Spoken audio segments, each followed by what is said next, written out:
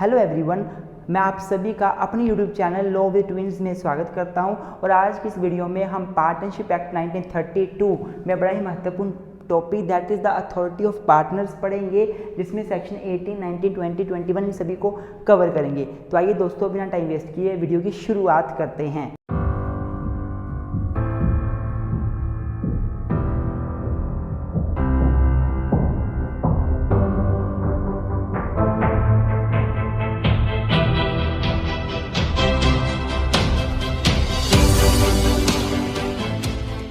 तो मेरे दोस्तों, सबसे पहले इंट्रोडक्शन के साथ टॉपिक को शुरू करूंगा।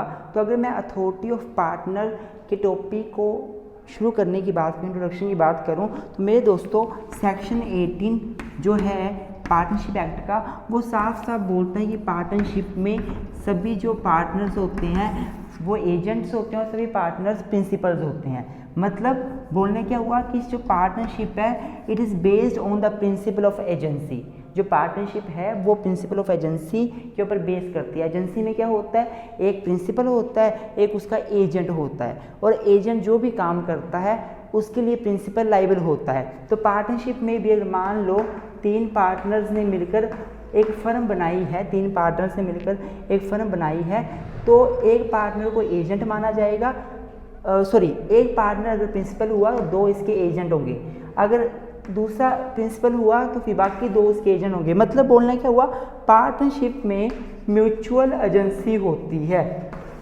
ये हमने पहले लेक्चर में पढ़ा था एसेंशियल्स में कि पार्टनरशिप में म्यूचुअल एजेंसी पाई जाती है सेक्शन 18 के अनुसार। इसका मतलब क्या है कि एक पार्टनर अगर कोई एक्ट करता है तो उसके लिए बाकी पार्टनर्स लायबल होते हैं, और अगर दूसरों के पार्टनर कुछ काम करते हैं उसके लिए बाकी रिमेनिंग पार्टनर लायबल होते हैं। अगर एक पार्टनर प्रिंसिपल होता है तो बाकी उसके एजेंट होते हैं। मतलब एक पार्टनर ने कुछ एक्ट किया फर्म के लिए तो बाकी पूरे पार्टनर लायबल होंगे। लेकिन हाँ, इट इज़ वेरी नेसेसरी कि जो पार्टनर काम कर रहा है, partner must act with in the express और इम्प्लाइड अथॉरिटी। और इम्प्लाइड अथॉरिटी क्या बोल रहा हूँ मैं आपको, कि जो पार्टनर एक कोई एक्ट करता है उसके लिए दूसरे पार्टनर लायबल होते हैं। दूसरे पार्टनर उस एक्ट के लिए लायबल तभी होंगे एज ए प्रिंसिपल अगर पार्टनर वो एक्ट या तो अपनी एक्सप्रेस अथॉरिटी में करे या इम्प्लाइड अथॉरिटी में करे। तो basically there are two types of authorities that the partner has, one is express authority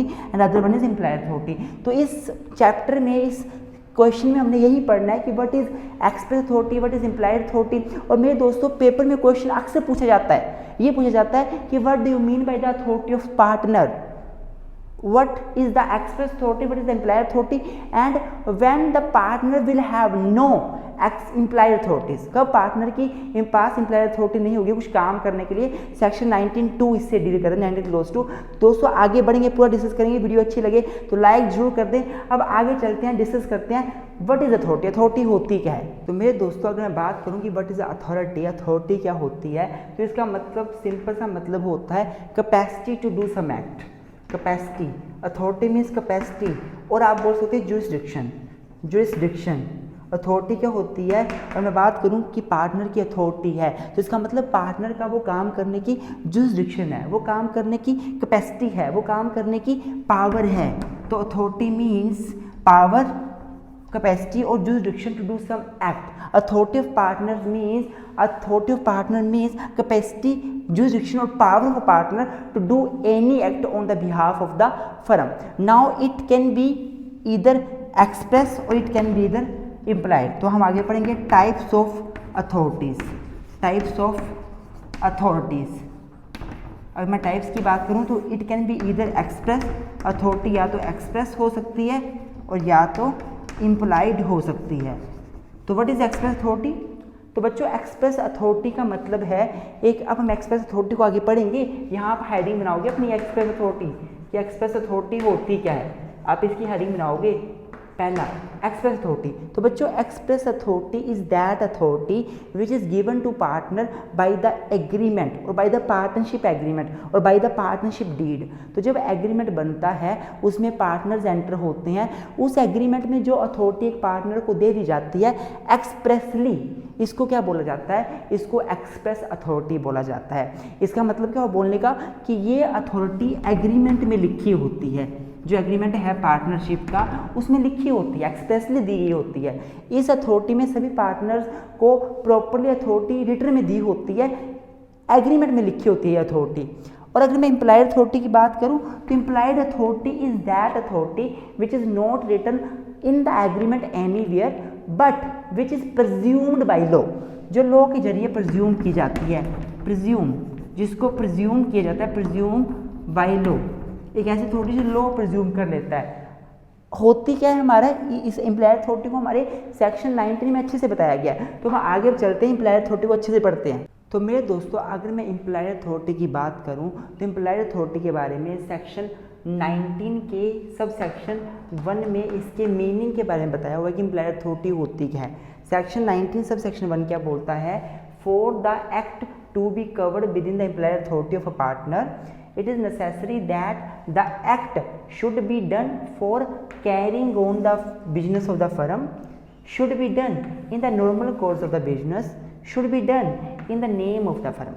3 चीज़ें हमने यहाँ पे ध्यान से देखनी है। क्या लिखा हुआ है कि एक एक्ट जो पार्टनर करता है, अगर हम चाहते हैं उस एक्ट को पार्टनर की इम्प्लाइड अथॉरिटी के अंडर कवर करना कि इसने ये एक्ट इम्प्लाइड अथॉरिटी में किया है, क्योंकि उस एक्ट के लिए बाकियों को लायबल तभी कर पाएंगे जब उसका एक्ट या तो एक्सप्रेस अथॉरिटी में होगा या इम्प्लाइड अथॉरिटी में होगा। एक पार्टनर जो एक्ट करता है उसके लिए सभी लायबल होते हैं, प्रिंसिपल ऑफ एजेंसी यही बोलता है। तो सभी लायबल तब होंगे जब पार्टनर ने जो एक्ट किया है वो विद इन द अथॉरिटी किया है, इधर एक्सप्रेस अथॉरिटी और इम्प्लाइड अथॉरिटी। तो अगर हमने किसी भी एक्ट को इम्प्लाइड अथॉरिटी में कवर करना है तो पहली बात वो एक्ट पर्सन बिजनेस, फर्म का बिजनेस चलाने के लिए करे वो एक्ट, पहली बात। दूसरा, नॉर्मल कोर्स ऑफ बिजनेस के दौरान, जो फर्म का नॉर्मल कोर्स ऑफ बिजनेस है उस दौरान वो एक्ट किया गया हो। और तीसरा, फर्म के नाम पर किया गया हो। मैं एग्जांपल देता हूँ आपको। फॉर एग्जांपल एक फ़र्म बनी है ABC की, आपस में मिलकर उन्होंने फ़र्म बनाई है। फ़र्म का मेन काम है कच्चे माल को, शुगर को, मतलब गन्ना आएगा कच्चा माल, उसकी शुगर बनाना, उसकी चीनी बनाना। अब जो गन्ना आएगा उसकी चीनी बनाना, तो एक पार्टनर काम करवा रहा है वहाँ पे, उसे पता चलता है गन्ना ख़त्म होने वाला है, उसने गन्ना मंगवा लिया। अब गन्ना मंगवाना कहीं पे एक्सप्रेसली अथॉरिटी नहीं दी गई है उसको, तो उसे पता है कि मेरी ड्यूटी आज लगी है यहाँ पे और मैंने पूरा मैनेजमेंट देखना है आज यहाँ पर बाकी पार्टनर्स के बिहाफ में, तो क्योंकि मेरी ड्यूटी लगी हुई है तो मुझे गन्ना मंगवाना पड़ेगा, तो ये इम्प्लाइड अथॉरिटी में आ जाएगा। मैं एक और एग्जाम्पल बताता हूँ। मान लो 3 पार्टनर्स की फ़र्म है ABC की, ABC, तीनों ने फर्म बनाई आपस में, और फर्म का जो काम है बेसिकली वो कोई सर्विसेज देना है या कोई प्रोडक्ट बेचना है, जिसमें A का काम है कि उसने मार्केटिंग करनी है। अब A ने मार्केटिंग करनी है तो A को गाड़ी भी चाहिए फर्म की, उसे फर्म का ड्राइवर भी चाहिए, उसे गाड़ी में पेट्रोल भी डलवाना पड़ेगा।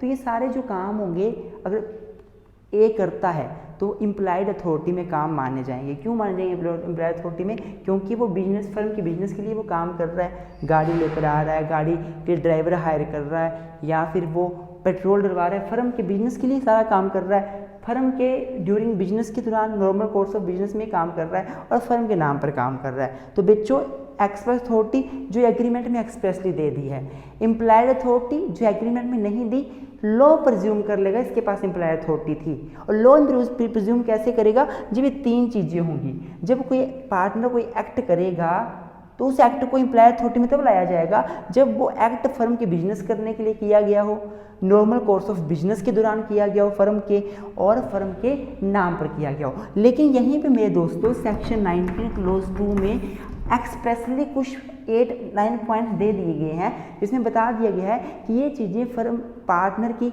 इम्प्लाइड अथॉरिटी में नहीं मानी जाएगी। अगर पार्टनर कुछ ऐसा काम कर देता है तो वो ये बहाना नहीं ले सकता बाद में कि मेरे पास तो अथॉरिटी थी इम्प्लाइड तो मैंने ये काम किया। नो, अर्थात सेक्शन 19 क्लोज 2 में हम अब वो चीज़ें पढ़ेंगे जो इम्प्लाइड अथॉरिटी में नहीं आती। और पेपर में क्वेश्चन यहीं से आता है कि what do you mean by the implied authority of partner, which act does not cover under the implied authority. तो आइए डिस्कस करते हैं 19 क्लोज 2 में दिए हुए कुछ एक्ट्स जो इम्प्लाइड अथॉरिटी में नहीं आते।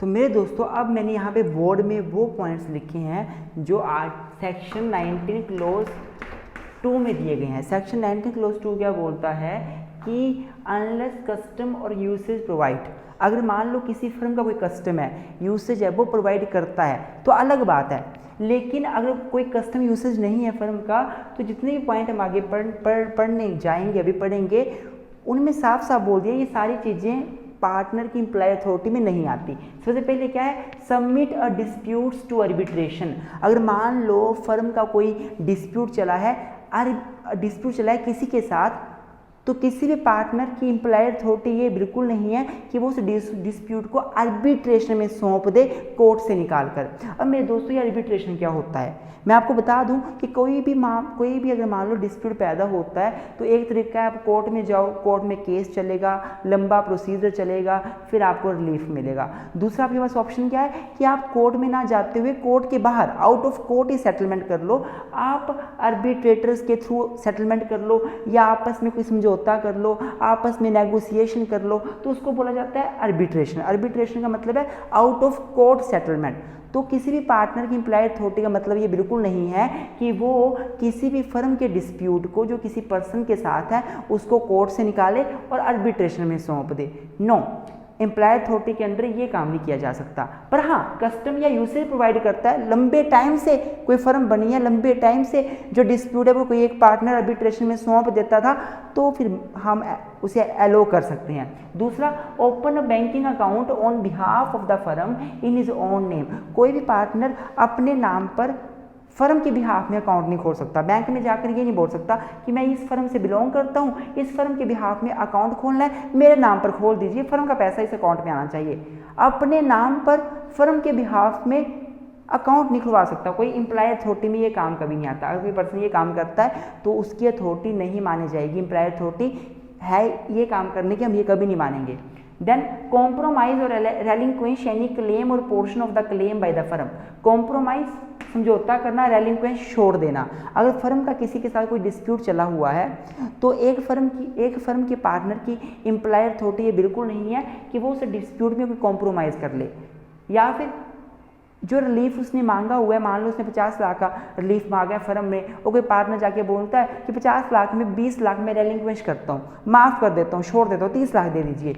ऐसे काम एक पार्टनर इम्प्लॉय अथॉरिटी के अंडर नहीं कर सकता। क्या नहीं कर सकता? ना तो कॉम्प्रोमाइज़ कर सकता है, ना रेलिंक्वेंश कर सकता है किसी भी क्लेम को या पोर्शन ऑफ क्लेम को by the firm. Then withdraw a suit और proceeding filed on behalf of firm. अगर फर्म ने किसी के ऊपर कोई केस फाइल किया है या कोई क्रिमिनल प्रोसीडिंग इनिशिएट करी है, करवाई है एक फर्म ने, तो एक पार्टनर फर्म की इम्प्लॉय अथॉरिटी को एक्सेस करते हुए उस केस को या उस प्रोसीडिंग को विदड्रॉ नहीं कर सकता। विदड्रॉ करना मतलब वापस ले लेना कि मैं सूट को वापस लेता हूँ, नहीं, कभी नहीं कर सकता एक पार्टनर इम्प्लॉय अथॉरिटी के under. Then admit liability in suit और प्रोसीडिंग अगेंस्ट द फर्म। अब फर्म के ऊपर किसने केस किया हुआ है तो वो किसी प्रकार की लाइबिलिटी को एडमिट नहीं कर सकता, एडमिशन नहीं कर सकता। हाँ भाई, मैं मानता हूँ कि फर्म लाइबल है इस काम के लिए, और क्योंकि उसने बोला तो बाकी पार्टनर्स भी लाइबल होंगे, ऐसा नहीं होगा। क्यों नहीं होगा? क्योंकि ये इम्प्लॉय अथॉरिटी में नहीं आती हैं चीज़ें। अगर पार्टनर करता है तो बाकी पार्टनर लाइबल नहीं होंगे। इन चीज़ों पे प्रिंसिपल ऑफ एजेंसी एप्लीकेबल नहीं होगा। क्यों नहीं होगा? क्योंकि प्रिंसिपल ऑफ एजेंसी में क्या होता है, एक पार्टनर जो काम करता है वो या तो with in the express authority करे या एम्प्लॉय अथॉरिटी करे, तो बाकी पार्टनर लाइबल होंगे। पर इन चीज़ों में एम्प्लॉय अथॉरिटी नहीं मानी जाएगी, अर्थात बाकी पार्टनर लाइबल नहीं होंगे। तो अगर किसी ने क्या किया, एडमिट कर ली लाइबिलिटी, तो वो अपने लिए कर रहा है, फर्म के ऊपर कोई फर्क नहीं पड़ेगा। पर हाँ, कस्टम यूसेज एक एक्सेप्शन है, वो याद रखना हमेशा।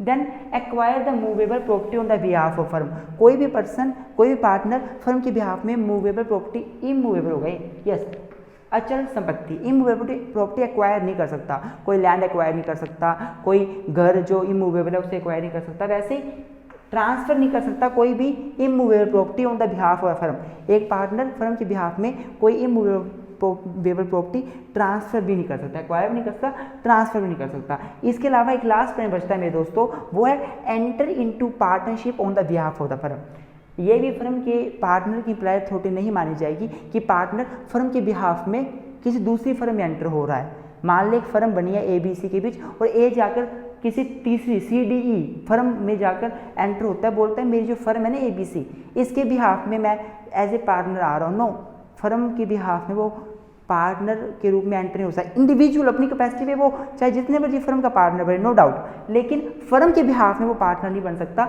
ये भी एम्प्लॉय अथॉरिटी में नहीं आता। आई होप मेरे दोस्तों आपको समझ आ रहा होगा। वीडियो अच्छी लगे तो लाइक जरूर करें, चैनल पर नहीं हो तो सब्सक्राइब जरूर करें। अब हम पढ़ेंगे कि क्या एम्प्लॉय अथॉरिटी को बढ़ाया जा सकता है, घटाया जा सकता है, और एमरजेंसी में एम्प्लॉय अथॉरिटी कैसे एक्सरसाइज करी जाती है। तो मेरे दोस्तों अब हम पढ़ेंगे एम्प्लॉय अथॉरिटी को कैसे एक्सटेंड किया जा सकता है और कैसे कम किया जा सकता है एम्प्लॉय अथॉरिटी को। तो सेक्शन 20 इसकी बात करता है, जिसमें बोला गया है कि पार्टनर के पास जो एम्प्लॉय अथॉरिटी है उसको बढ़ाया भी जा सकता है, कम भी किया जा सकता है। कैसे? Bye an agreement. एग्रीमेंट में उन चीज़ों को एंटर कर अब फॉर एग्जाम्पल एक पार्टनर है, उस पार्टनर की अथॉरिटी है कि वो मैं एग्जाम्पल देता हूँ, ABC तीनों ने फर्म बनाई, जिसमें ए को बोला तूने मार्केटिंग करनी है फर्म के बिजनेस की। अब ए ने मार्केटिंग करनी है, जिसको गाड़ी भी चाहिए फर्म की, एक ड्राइवर भी चाहिए फर्म का, और अगर ये ड्राइवर हायर करता है, गाड़ी में पेट्रोल डलवाता है, ये सारी चीज़ें एम्प्लॉय अथॉरिटी में आती हैं ए के। लेकिन मान लो एग्रीमेंट में लिख दिया गया कि आप गाड़ी भी यूज़ कर सकते हैं, एम्प्लॉय अथॉरिटी को यूज़ करते हुए आप ड्राइवर भी कोई हायर कर सकते हैं, पर जब ऑयल डलवाने की बारी आएगी, डीजल डलवाने की बारी आएगी, तो क्योंकि डीजल बहुत महंगा हो रहा है, पेट्रोल बहुत महंगा हो रहा है, तो इसलिए आप जो पेट्रोल डलवाओगे वो पार्टनरशिप फर्म के जो बाकी पार्टनर्स हैं उनके अंडर डलवाओगे। अर्थात आप पार्टनरशिप फर्म के कैंपस में आकर, जो कैंपस है, जो फर्म का हमारा प्लेस ऑफ बिजनेस है, वहाँ का जो टैंकर रखा है उसमें से ऑयल का यूज़ करोगे। अब बाहर से तेल नहीं डलवाओगे, आप तेल में हेरा फेरी कर सकते हो। तो क्या किया गया, इसकी एम्प्लॉय अथॉरिटी को रेस्ट्रिक्ट कर दिया गया। वहीं पे अगर मैं एक्सटेंड की बात करूँ तो हमें पता है सेक्शन 19 क्लॉज 2 में कुछ एक पॉइंट्स बताए हैं जो पार्टनर की एम्प्लॉय अथॉरिटी में नहीं आते। अब मान लो उसमें से एक पॉइंट ये था कि पार्टनर इमूवेबल प्रॉपर्टी को ट्रांसफ़र नहीं कर सकता फर्म की। एग्रीमेंट में अगर लिख दिया वो ट्रांसफर कर सकता है, मतलब एम्प्लॉय अथॉरिटी क्या कर दिया, एक्सटेंड कर दिया। तो सेक्शन 20 साफ साफ बोलता है कि पार्टनर्स की एम्प्लॉय अथॉरिटी को रेस्ट्रिक्ट भी किया जा सकता है, एक्सटेंड भी किया जा सकता है। अब मैं सेक्शन 21 की बात करूं तो वो बात करता है कि पार्टनर की अथॉरिटी इमरजेंसी में कैसे होगी। अगर मान लो फर्म में कोई इमरजेंसी आ जाती है तो पार्टनर कैसे अपनी अथॉरिटी को एक्सरसाइज कर सकती हैं, क्या काम वो इमरजेंसी में कर सकती हैं। तो सेक्शन 21 में साफ साफ बोला हुआ है कि अगर फर्म में कोई इमरजेंसी आती है तो पार्टनर वो सब काम कर सकते हैं जो एक नॉर्मल मैन ऑफ प्रूडेंस कर सकता है अपनी बारी में। अर्थात अगर मान लो कि एक नॉर्मल पर्सन है, एक नॉर्मल समझदार पर्सन है, प्रूडेंस पर्सन है, अगर उसके सामने कोई इमरजेंसी आती तो वो जो काम कर सकता था, वो जिस प्रकार से अथॉरिटी को एक्सेस कर सकता था, उस प्रकार से एक पार्टनर भी फर्म के बिहाफ में वो काम कर सकता है इमरजेंसी के दौरान। आई होप मेरे दोस्तों आपको फर्म की ये जो टॉपिक है जिसमें express authority, implied authority, restriction of the express authority, extent of the express implied authority आपको अच्छे समझ आया होगा। वीडियो अच्छी लगे तो लाइक जरूर करें, चैनल पर नहीं हो तो सब्सक्राइब करना ना भूलें। हमें हमारे Telegram page Loewi twins, Instagram page Loewi twins में जाके फॉलो करें, सब्सक्राइब करें, और अगर आपको हमारे लेक्चर्स हेल्पफुल होते हैं तो प्लीज़ हमें कंट्रीब्यूट भी करें। कंट्रीब्यूशन आपकी इच्छा के अनुसार होगा। आप हमारे गूगल पे नंबर, फ़ोन पे नंबर, पेटीएम नंबर पे आप हमें कंट्रीब्यूट कर सकते हैं हमारे हौसला को बढ़ाने के लिए, ताकि हम ऐसे लेक्चर आपके लिए लेकर आते रहें। 82 198 20 461। Thank you very much, keep supporting us.